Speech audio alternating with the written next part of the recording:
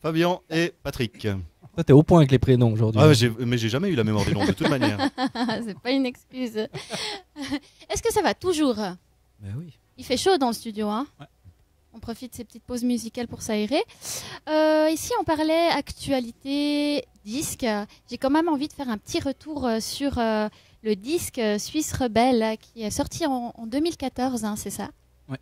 Et puis, qui était le coup de cœur Charles Cros. Ouais. Est-ce que vous voulez bien nous parler un petit peu de ce disque? Ouais, bah c'était le disque d'avant. Ouais. Non, bah c'était comment dire, d'abord c'est le début de notre collaboration avec Patrick, donc Mhm. un moment important pour moi. Et puis c'est vrai qu'il avait eu un bon écho auprès des pros et des gens en général, donc on était tout contents. L'histoire du prix Charles Cros, c'est une espèce de distinction qui donne à une dizaine de disques français, francophones qui ont marqué l'année. Mhm. Et puis on va récupérer notre petit prix là, lors d'un festival. À l'époque, c'était à Montauban. Et puis c'était super, on était tout contents d'avoir eu ça. Ouais. Ah, j'ai vraiment beaucoup aimé ce disque. Je vous ai vu sur scène. Vous étiez en trio. Je le disais avant hors antenne. C'était très sympa. C'est aussi tout à fait sympa, juste tous les deux. Est-ce qu'on peut savoir comment vous vous êtes aussi trouvés, Patrick et toi? On se connaît depuis longtemps avec Fabien, Ouais. justement, parce que moi je répétais à l'époque à Yverdon avec format A3. Et puis Fabien habitait dans le même appartement qu'Alexis, le pianiste, qui est aussi l'ancien musicien du trio. Là. Oui.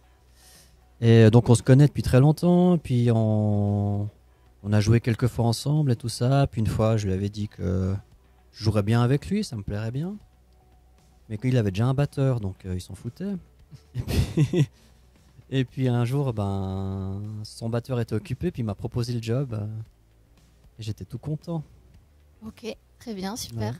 Super. Le disque Suisse Rebelle, par rapport au nouvel EP que vous avez sorti là, qui s'appelle Fosbury, c'est bien ça. Donc Suisse Rebelle c'était un disque qui mettait plus le texte en avant. Hein. Le texte était beaucoup plus en avant que la musique. Et là, c'est le contraire. Là, vous avez voulu mettre plutôt la musique en avant. Ouais, d'abord pour changer un peu. Moi, je n'ai pas Ouais. mal quand même de la chanson, et puis même de la chanson assez traditionnelle au début, parce que j'aimais bien ça. Et puis, donc on jouait plutôt dans les théâtres, dans des salles plutôt assises où les gens ils avaient le temps d'écouter vraiment. Donc c'était plutôt des récits c'était assez linéaire, et puis il y avait beaucoup de textes. J'aimais bien d'ailleurs, j'aime toujours faire ça, hein, mais puis là, à cause du relatif, il faut pas non plus, mais du petit succès qu'a eu Suisse Rebelle, on a pas mal tourné, beaucoup en France, en Chine, en Roumanie, j'ai vu et ça, puis on a, avec ces concerts, c'était souvent plutôt des salles debout. Puis on est tous les deux des anciens rockers ou popeux, et puis tout d'un coup, ça nous a fait plaisir de retrouver cette énergie-là et de retrouver une énergie plus directe, plus corporelle, plus physique. Mhm. Et puis du coup, pour le nouveau projet, on est plutôt parti là-dedans. Ouais, Ok, vraiment ciselé, écrit pour la scène. ouais, alors carrément, ouais. Moi, je pensais pas. C'est vrai que quand on écrit un truc, on n'écrit pas la même chose, je pense, pour suivant où il va être joué, s'il va être joué ou non. Et là, c'était vraiment, a priori, pas spécialement pour l'écouter, mais pour le voir en live. Ouais. Ok, d'accord. On se réjouit parce qu'on va pouvoir profiter du showcase tout à l'heure. Et puis j'ai entendu dire que vous nous jouerez les 4 morceaux du EP, hein, c'est ça? Oui, ouais. Ok, on se réjouit. Donc 4 morceaux. Il y a le titre N'y pense plus, Ne va pas te faire foutre, L'éternité. Et il y avait de la lumière partout. Est-ce que vous pouvez un peu nous décrire les chansons, qu'est-ce qu'elles racontent en fait, ces chansons? Ouais, ça peut être assez long. Vous avez un petit moment. On compte pas sortir ce soir. Donc. Très brièvement, si c'est possible. Non, n'y pense plus. Je suis pas très soigneux, donc quand j'étais petit, j'aimais vraiment me faire des maquettes. Et puis pour coller les pièces entre elles, il fallait toujours que ce soit propre. Puis ça m'énervait, j'étais pas soigneux, donc mes avions de combat, ils tenaient jamais. Et du coup, là, je parle d'une relation où sur les deux surfaces de contact, il y a un truc qui a un peu merdé, c'est plus très propre. Il y a des bris de verre un peu partout, et du coup, ça colle plus bien. Donc là, je parlais juste d'une relation avec cette image de deux gamins. Ok. Un truc qui colle plus. Qu'est-ce qu'on a encore? Ne va pas te faire foutre, c'est toujours envie de parler un peu de l'amour ou de la relation. Et puis j'avais envie de mettre en une phrase courte toutes les étapes de la relation, ramassées un peu comme le bourgeon, la fleur, le fruit et la pourriture en même temps. Je trouve que c'était bien, ne va pas te faire foutre. Ça veut dire je t'aime, mais ça veut dire aussi que je sais très bien que dans un petit moment, tu pourras aller te faire foutre. C'est optimiste. Parce que c'est un peu la vie, hein, on va pas se le cacher. Donc voilà, c'est un peu ça. Et puis, enfin voilà, c'est déjà. Ouais, D'accord, je ne sais pas si vous avez envie un petit peu de parler des deux autres morceaux. Ce qui est rigolo sur Ne va pas te faire foutre, c'est que je me souviens, c'était l'été passé, on rentrait du studio avec Fabien, puis on était dans la voiture, on avait déjà enregistré pas mal de chansons, et puis on se demandait un peu qu'est-ce qui manquait sur l'album, qu'est-ce qu'on pourrait rajouter de chansons différentes, puis je sais pas, à un moment je lui ai dit, mais on n'a pas de chanson à 130, c'est la vitesse de la chanson. Je disais, il y a lui, tu vois, ils ont fait Alios, ils ont fait une chanson à 130, lui, il a fait une chanson à 130, je suis sûr que c'est le tempo du moment, il faut que tu fasses un truc. Puis je crois qu'on s'est vu 2 jours plus tard, et puis il avait une chanson à 130, c'était Ne va pas te faire foutre. On l'a répété, on retournait au studio le lendemain, ce qui veut dire qu'entre 4 jours, il y a eu le moment où on a eu l'idée dans la voiture, il l'a composé chez lui, on l'a répété au local, on était l'enregistré. Puis genre en 4 jours, on l'a écouté dans la voiture en rentrant la fois d'après. Ok. Donc c'est dire un petit peu la rapidité d'inspiration de Monsieur Tarin. Ouais, c'était un coup de bol. Non, tu peux aussi te la péter. Hein. Tu sais. Ouais, je fais pas ça très bien. Au fond de moi, bien sûr, je suis là, une immense star au fond de moi, mais j'arrive pas bien à l'extérioriser. Ouais, mais travaille-y. Hein, il y a déjà des bribes. Ah, c'est bien. Donc t'es déjà un petit peu un couillon, tu peux y aller. C'est ça que t'essaies de dire. Non, jamais. Non, Donc maintenant tous les titres seront à 130 vu que t'es à l'aise avec ce tempo. ouais, maintenant on est resté là-dessus. Ouais. Moi, je suis quand même un peu déçue parce que vous n'êtes pas venu avec la fameuse veste. J'ai hésité à apprendre en fait. Pourquoi t'as hésité? mais parce que je me suis dit c'est de la radio, mais j'oublie que dans les radios maintenant il y a des caméras partout. Donc, Puis alors on justement, reviendra. c'est la pochette du disque, On non? reviendra, C'est je ça prendrai la veste. Ok, c'est pas passé dans l'oreille d'une sourde. Mais j'avais un nouveau pantalon que j'avais envie de mettre, puis il va pas bien avec cette veste. C'était pas sorti, c'est ça. Bon, parlez-nous un peu. Parce que, en fait, sur la pochette du EP, on peut apercevoir cette veste. Toi, Patrick, hein, c'est toi qui la portes. Hein. Ouais, c'est moi. Tu es de dos. Ouais. Puis on voit Fabien juste derrière. Enfin voilà. Pourquoi cette veste en fait? Pourquoi cette pochette de EP? Moi, j'en sais rien. En fait. Pourquoi j'ai dû mettre cette veste? Je sais pas, moi. Vous l'aviez fait faire, j'imagine. Ouais, C'est un sort de noces. Ouais. Non, même pas, mais c'est un sort d'espèce de délire à se dire. Moi, j'aime bien mélanger un peu les codes et puis c'est une veste hyper glam. D'ailleurs, je l'ai acheté au rayon jeune fille. Elle coûtait 10 balles, je pense. Parce qu'elle est toute, en fait, elle est toute dorée, elle est terrifiante. Ouais. Et puis je trouvais rigolo parce que j'ai une image quand même un peu chanson. Et puis je trouvais marrant d'avoir un truc hyper glam.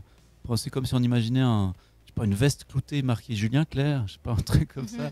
Alors là, je trouvais qu'une veste hyper brillante marquée Fabien Tarin, il y avait un truc un peu à la con, ça me faisait marrer. Et puis c'était aussi pour donner du boulot, parce qu'on parle des petites familles en fait, de gens qui gravitent un peu les uns autour des autres. Et puis c'est marrant parce qu'on parlait de Thierry Romanence tout à l'heure, qui est dans les projets avec Patrick et tout ça. Là, c'est sa fille qui est couturière, notamment couturière de scène. Et puis tous les costumes on fait toujours avec elle. Puis du coup, c'est elle qui s'est emmerdée à essayer de coudre ses vestes, ses lettres derrière le dos de Patrick. Waouh, sacré boulot. Ouais, je crois qu'elle sait bien. Elle Elle m'aimait bien avant, puis elle m'aime toujours bien, mais moins. Avec ses brillantes idées. Mais c'est vrai que ça surprend si on t'a connu avant avec ton disque, avec la chanson qui était vraiment au premier plan. Tiens, ça interpelle et ça surprend. Maintenant, il y a 2 parties dans ta vie. Là, on est au milieu, puis maintenant, on va se la péter jusqu'à la fin, quoi. On va commencer là. Donc là, pour le moment, on commence à mettre des vestes improbables, des chaussettes pas possibles. Et puis, je pense vers 80 ans, on commencera la drogue et puis des trucs. Enfin, ouais, je pense qu'on est sur une magnifique pente. On est bien rentré dans la crise de la quarantaine. Ouais. C'est ça. Bon, à 80 ans, on risque de t'administrer la drogue sans que tu veuilles. Donc, ça, c'est probable. Ouais. Voilà. Il y a 4 vidéos qui accompagnent cette EP. Donc, en fait, c'est quoi? C'est des images tournées dans 4 décors selon les mêmes modalités, c'est ça? c'est spécial quand même quand on découvre ces vidéos, personnellement. Ouais, t'es pas la seule, t'inquiète. Parlez-nous aussi de ça. Pourquoi 4 clips qui accompagnent ces 4 morceaux? Ouais, comment te dire, je sais pas. La base, c'est que je trouve que avec tout ce qui se fait partout, dans tous les domaines, pour moi, tout ce qui est, mais c'est très personnel, puis c'est ma vision actuelle, ça pourrait changer. Tout ce qui est un petit peu mou et qu'on a déjà vu, pour moi, ça n'a même pas de sens, quoi. Parce que il y a tellement de choses, il y a plein de choses super, mais voilà, on les remarque même plus dans la masse. Donc moi, j'essaie de faire des trucs qui sont pas forcément beaux, qui sont pas forcément, parce que je trouve que la beauté c'est aussi vite un piège, qui sont intrigantes. Moi, c'est un petit peu la porte d'entrée. Et du coup, il faut chercher des concepts. Là, un clip, il y a plein de codes dans les clips. Il faut que ce soit rapide, faut que ça change, faut que ce soit coloré, faut que ce soit funky. Je me dis, on va faire exactement le contraire.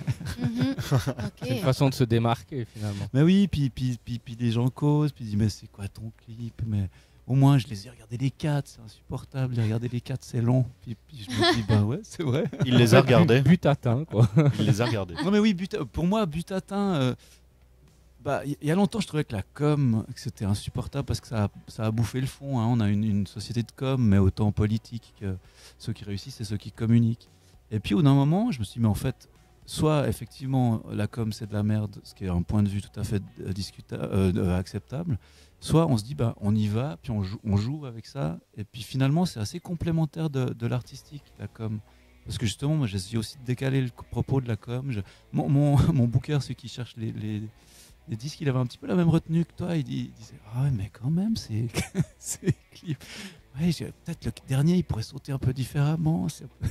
Il essayait de me dire avec tout son tact que c'était chiant comme la pluie. Bah oui, c'est le but. Est-ce que tu te sens incompris alors finalement par rapport à ce que tu Non, fais? pas du tout, parce que justement ça parle. Non, pour moi, c'est des clips totalement réussis. mais ça sert à quoi un clip, tu vois? Est-ce que ça sert à faire un petit peu la même chose que ce que tu vois à la télé, mais au moins bien parce que t'as pas de fond?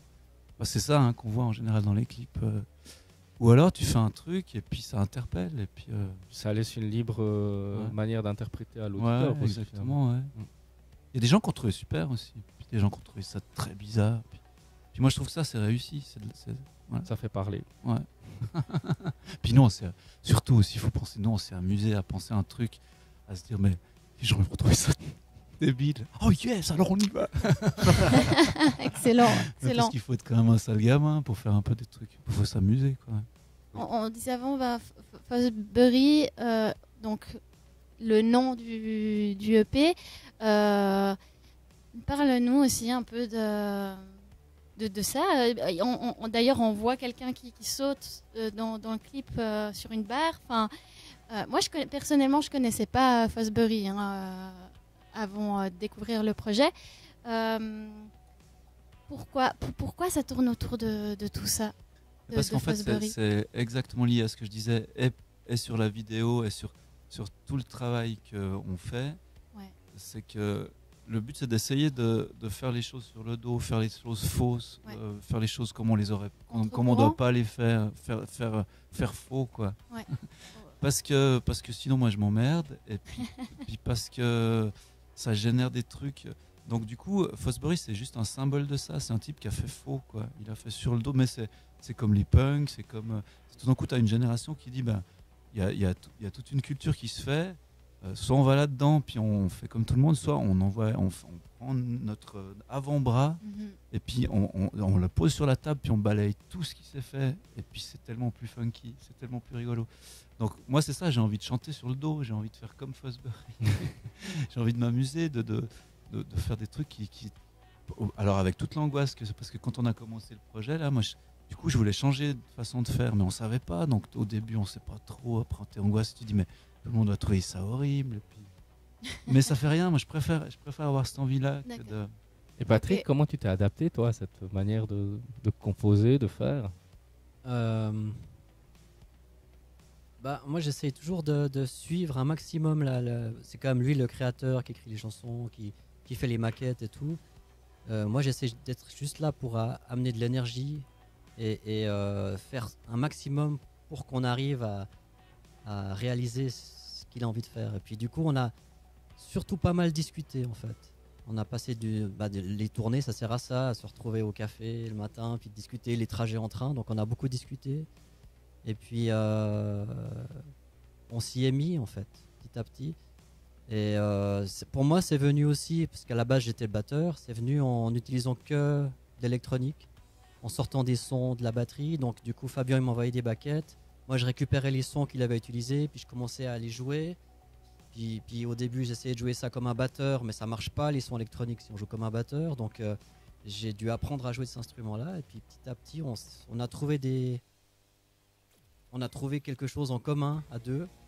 Et ouais, beaucoup en étant à l'écoute, en discutant, et puis en jouant. Justement, tu disais c'est lui le patron. Ouais. Tu as ton mot à dire? Sur comment ramasser les cerises, des fois. Avec la queue, hein, on est d'accord. Mais Non, si j'ai mon mot à dire, mais c'est marrant, c'est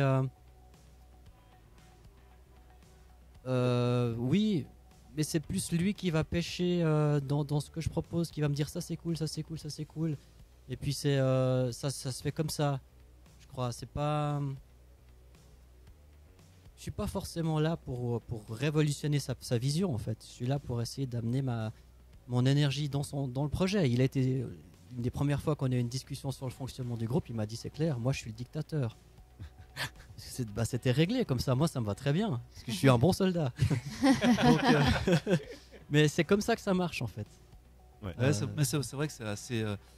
Moi, j'avais besoin de lui dire que je serais le dictateur parce que j'aurais le cut final, parce que voilà, j'avais envie d'aller là-dedans. Par contre, où il se minimise, c'est qu'il est. D'abord, c'est un musicien qui a un immense background, donc il peut faire tout ce qu'on veut, et puis il peut.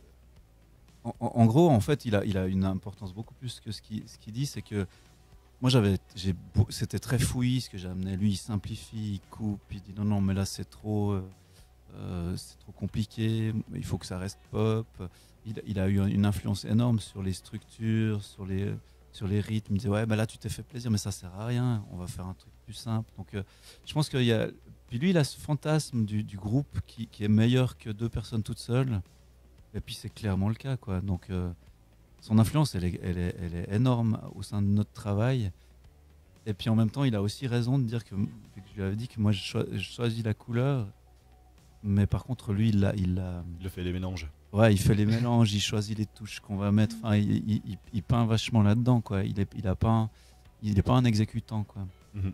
Est-ce que vous Je sais pouvez... pas si je te... Ouais, bah, ça me va très très bien. Hein. Est-ce que vous pouvez dire que vous vous complétez, en fait? Alors pour moi, complètement, lui, je sais pas. Bah oui, mais c'est marrant parce que oui, on se complète évidemment. Et puis c'est marrant parce qu'on est un peu les mêmes. J'ai découvert quelqu'un qui a la même culture, les mêmes peurs, on a vécu les mêmes choses un peu.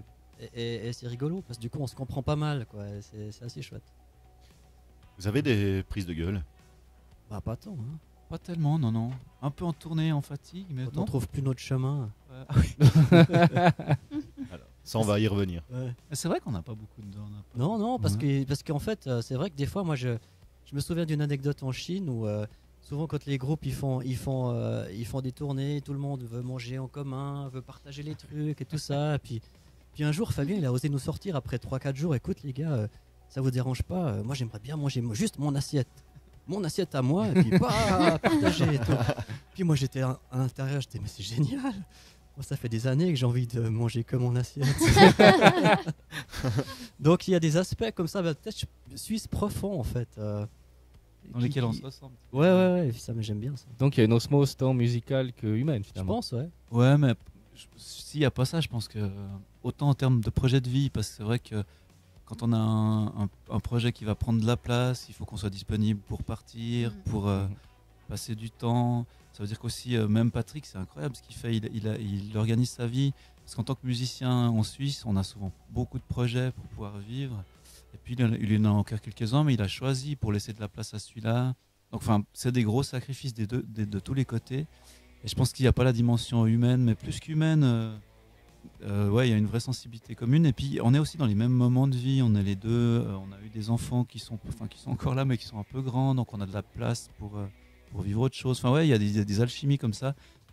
qui sont difficiles à trouver à beaucoup, quoi. À part si ça, je pense que les groupes qui marchent bien, c'est les groupes où il y a vraiment où ça rentre, quoi, où il y a vraiment beaucoup d'argent. En Suisse, on est entre deux statuts. Du coup, il faut pas mal inventer, quoi, des formes. Et je pense que l'entente entre les gens, du coup, dans ce domaine, elle est vachement importante.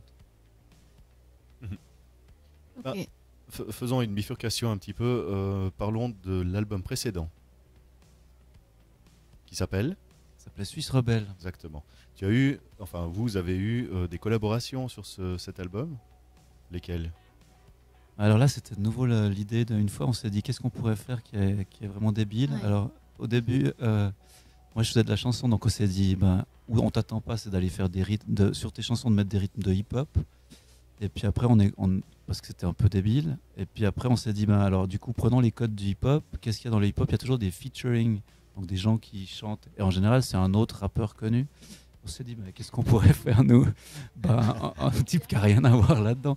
Et pour rien vous cacher, c'est vrai que le premier qui nous a fait marrer, parce que c'est vrai que les musiciens, on est un peu dans une espèce de milieu d'artistes. Donc là, une des premières têtes à claque, puis c'est un peu con. Mais voilà, la première qui nous est venue, c'est il faudrait que ce soit Freisinger qui chante sur ton album, parce que tous tes copains, ils vont trouver ça débile, ils vont nous mettre malades et tout ça.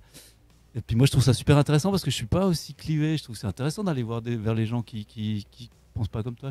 Moi j'aime franchement bien ça, et puis j'ai de la peine à mettre un diable quelque part, je m'en fous.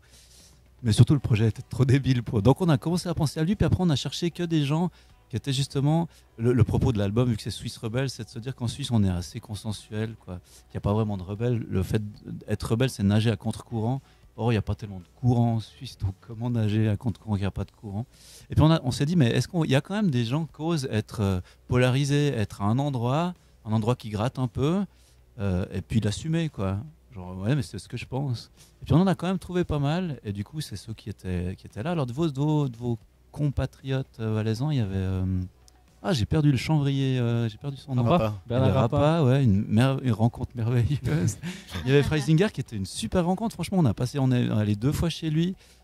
C'était très agréable. Alors moi, le concept, c'était pas ni de les mettre dans des situations désagréables. Le but, c'était jamais de rentrer sur le fond de pourquoi ils étaient un peu rebelles dans notre pays. C'était plutôt aller de comment, mais pourquoi vous avez envie de faire chier depuis que vous êtes né, ou c'est quoi c'est ça les questions en fait. Vous êtes un rebelle au-delà de votre cause. Alors il y en a plein qui disaient non, moi c'est vraiment ma cause que je défends, d'autres qui disaient ouais j'ai toujours aimé un peu. Voilà, donc il y avait ces deux-là, il y avait Ziziadis qui est un politicien vaudois aussi. Au début on avait un intégriste. On avait fait des petits couples comme ça. Donc avec Freisinger on avait mis un intégriste musulman biennois. J'ai perdu son nom malheureusement. Blanchot, Nicolas Blanchot. Vous avez osé faire ça, qui nous avait reçus d'ailleurs. Ouais. C'était un des premiers qui nous avait reçus et il nous avait dit oui, en plus je connais Fabien Tarin, des fois je l'entends sur Option Musique. Il nous avait reçus et puis franchement c'était vachement intéressant parce que le mec, c'est pas pour le balancer, mais il avait l'air du mec pas très bien dans sa peau et puis qui avait trouvé tout d'un coup un espèce de pouvoir dans un truc. Voilà. Et puis il nous racontait son parcours. En fait, il avait des parents plutôt dans des trucs assez tolérants, quoi, le yoga, des trucs comme ça. Puis lui, il avait cherché sa voie un peu là-dedans. Puis tout d'un coup, il avait trouvé un truc. Bon, voilà. Et puis après, il avait eu des propos. Donc avant de sortir donc on avait l'interview, puis on voulait le mettre. Puis il avait des propos quand même très trash à des moments. Donc on s'est dit non. Enfin, on est trop touché par ce qu'il dit pour le mettre. Mais donc il y avait lui. Il y avait une type qui est mais j'ai perdu tous les noms. Mais j'ai à peine à perdre les noms. Une fille qui est super à Genève, Salika Wenger, qui est une femme d'extrême gauche qui bosse dans la mode parisienne. Donc il y avait une espèce de clivage. Il disait mais donc elle bosse dans le luxe, quoi. Elle côtoie que des gens qui sont pétés de thunes. Puis elle bosse dans l'extrême gauche et puis elle était fantastique. Enfin tous des gens un peu comme ça qui avaient des points de vue particuliers. On était allé voir Marc Bonan aussi. J'avais vu, c'était la période où dans le matin il faisait des chroniques et puis toujours avec son truc un peu provocateur, hyper provocateur. J'avais vu une chronique, c'était marqué voilà pourquoi les pauvres sont des cons, un truc comme ça. Je m'étais dit mais lui on doit le rencontrer, c'est merveilleux. Puis tous ces gens, moi je pensais qu'on pourrait jamais les rencontrer. Il y a personne qui m'a dit non. Et puis en fait, ça les fait marrer de faire autre chose que leur quotidien. Et nous, c'était vachement intéressant de rencontrer des gens comme ça qui ne sont pas de notre cercle. Et puis découvrir un peu ce qu'il y a derrière ces gens un peu particuliers qui sont un peu cinglés, quoi. Oui, aussi, oui. Est-ce que vous êtes déjà en train de plancher sur un nouveau disque? Parce que c'est marrant, hein, Suisse Rebelle est là en 2014, ensuite cette IP maintenant. Et puis pour rebondir, en fait, c'est une espèce de transition pour un nouveau disque encore plus nouveau, j'ai envie de dire. Mais en fait, non, le projet il est quasi fini. On va essayer d'amener encore 2-3 chansons, mais on a déjà enregistré quasi tout l'été passé. Et puis là, le fait de sortir d'abord 4 titres, c'est plutôt comment on présente ce truc, comment on le défend. Là aussi, souvent, hein, on a dans ce monde où il y a beaucoup de choses, des fois on fait un projet, on le défend, on a une monstre promo, on a tous les journaux pendant une semaine, puis ça fait un espèce de soufflet qui retombe 2 semaines après, on parle plus du truc. Ouais. Et puis après, il faut se rebattre pour le faire exister. Et du coup, dans cette recherche un peu artistique ou de promo, il y a aussi une recherche de forme, de comment faire durer un peu le truc, comment teaser un peu. Et du coup, on sort 4 titres là, qu'on bosse maintenant. Là, on est juste en promo web en France, après on fera de la vraie promo en France, et puis on sortira le reste de l'album, genre début 2019, je pense. Okay. Donc on est plutôt dans juste comment le présenter, puis comment vivre avec ce monde actuel, en existant un peu avec nos moyens. D'accord. En rusant un peu. Parce qu'on est malin. C'est une sorte de promotion en quelque oui, sorte. C'est de la promo. Ouais. Après, en plus, on bosse avec un label français qui nous dit allez pas trop vite, les gars, ça sert à rien. Vous serez tout contents, mais ça tombe, il faut du temps. Eux, leur truc, c'est de trouver des gens qui vont après être tes alliés, un peu avec des radios, avec des gens. Donc, construire un petit peu un truc en amont, professionnaliser un peu simplement sa démarche, quoi. Bêtement. En fin de compte, ça vous correspond pas mal puisque c'est un petit peu à contre-courant parce que maintenant le but musical de ces grosses boîtes de production, c'est d'envoyer, matraquer même les gens avec des titres qui marchent. Et puis là, votre maison là, elle fait justement un petit peu le contraire. Et tant mieux, c'est là où tu vois peut-être où tu auras plus de qualité. Ouais, alors je peux pas parler de qualité, mais je pense que tu développes pas la même chose à quelqu'un qui est déjà super connu, où tu peux envoyer justement des one-shots comme ça, que quelqu'un que tu dois développer. Je pense que c'est aussi plutôt pour ça que tu n'as pas la même stratégie avec quelqu'un qui est pas connu, puis qu'il faut faire exister un petit peu. Je pense, hein, je sais pas. Ouais. Après, la qualité, ça n'appartient qu'à toi. Exactement, c'est effectivement très personnel. Hein, comme, ouais, bien sûr, ouais. Bien, sur ces bonnes paroles, je vous propose de nous écouter un petit titre parce qu'on a la gorge sèche, on a beaucoup parlé. Hein, oui. Moi Allez-y, un peu. Et non. Avec Virtual Friend. Oui. Hein, on s'écoute ça sur Alp Radio, toujours en direct dans l'émission CO2.